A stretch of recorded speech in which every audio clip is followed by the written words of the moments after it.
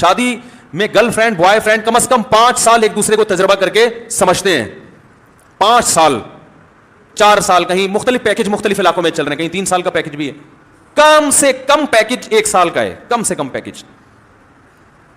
پھر وہ شادی کرتے ہیں اور کہتے ہیں اب بالکل سوچ سمجھ کے ہوئی ہے شادی, اب سوچ سمجھ کے ہوئی ہے, لیکن وہ بھی پھر تھوڑے دنوں میں کیا ہو جاتی ہے, طلاق. تو حقیقت میں تو نکاح کے بعد ہی پتا چلتا ہے کہ یہ رکھنے کے قابل بھی ہے یا نہیں ہے. تو اسلام نے اس کا حل یہ نہیں دیا کہ پہلے ایک دوسرے کو ٹیسٹ کرتے رہو. اسلام نے کہا بس ایک نظر دیکھنے کی اجازت ہے, اس سے زیادہ فری ہونے کی ضرورت نہیں ہے. پڑھی لکھی لڑکی کو بھی تجربہ نہیں ہوتا, وہ بھی شادی کے بعد تجربہ ہوتا ہے کہ یہ کم بخت میاں بنانے کے قابل تھا بھی نہیں تھا. بلکہ 10 سال اگر گرل فرینڈ بوائے فرینڈ بن کے رہیں تو بھی تجربہ نہیں ہوتا. اصل زندگی نکاح کے بعد کی کچھ اور ہوتی ہے, نکاح سے پہلے کی کچھ اور ہوتی ہے. تو اس کا شریعت نے یہ حل نہیں رکھا کہ 20-20 سال تجربے کر کے دیکھو یا 6-6 مہینے استخارے نکالو. اس کا حل طلاق کا آپشن دیا ہے کہ اگر ایک تجربہ غلط ہو گیا ہے تو ان کو زبردستی الفی سے چپکاؤ مت.